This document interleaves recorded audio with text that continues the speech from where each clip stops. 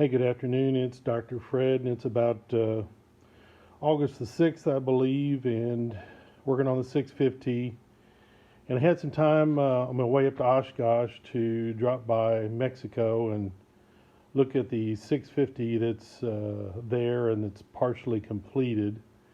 And got a few little hints and a few little things, and I'm bringing them back after Oshkosh and trying to employ them and put them into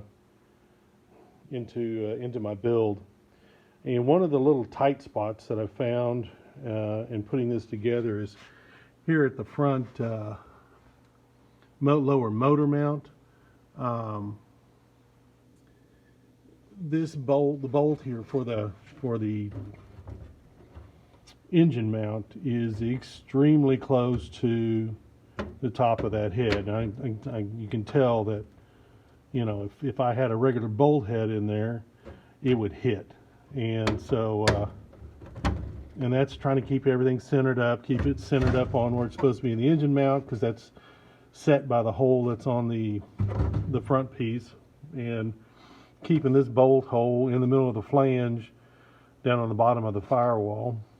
To get all those edge distances right and everything, it really puts it as a tight spot. So instead of putting a regular AN bolt here, the factory had a it's flathead screw.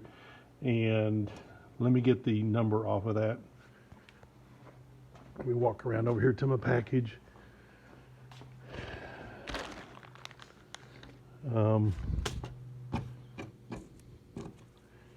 I bought some AN 509 10R8 and bought a package of those while I was up there. This is a little short. This is a size short.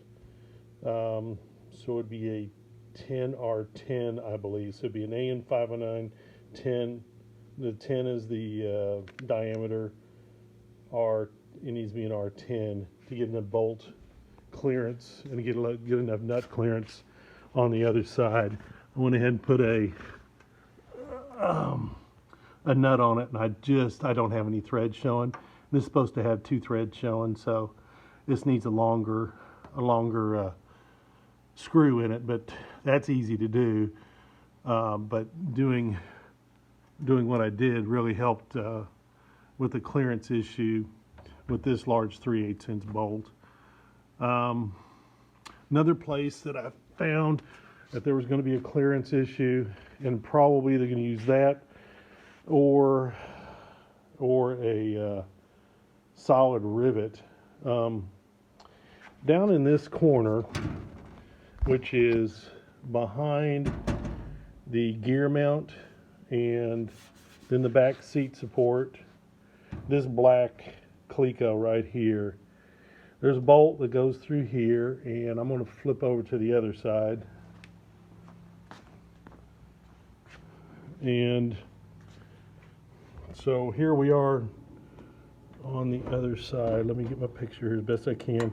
I've got a cleco in it right now. There's a bolt and a nut that needs to go there, and then the hole that's immediately below it that goes out the bottom. I'm probably going to put a round head rivet in that spot again for bolt clearance and nut clearance. I had a similar issue with clearance when I was building my cruiser, and this is just not a nice spot on this airplane. Let's put it that way. Let's just make it nice, and yeah, let's just put it that way. So you get several bolts going up here, and I think the same thing to do is to put either a flat rivet or even a round head rivet will give you enough room to get the nut on the back side of this cleco. They had actually at the factory ground off part of their rivet because they couldn't get the nut on, and so that's not safe. So you need to put a better fastener down there, and either a buck rivet or even a AN 509 screw like we showed up there in the front. Either one of those would probably do the trick. So anyway, just a couple little hints and little things that I saw from the factory build, and maybe that'll that'll help you with your build. We're slowly rocking on here. Y'all take care. Bye.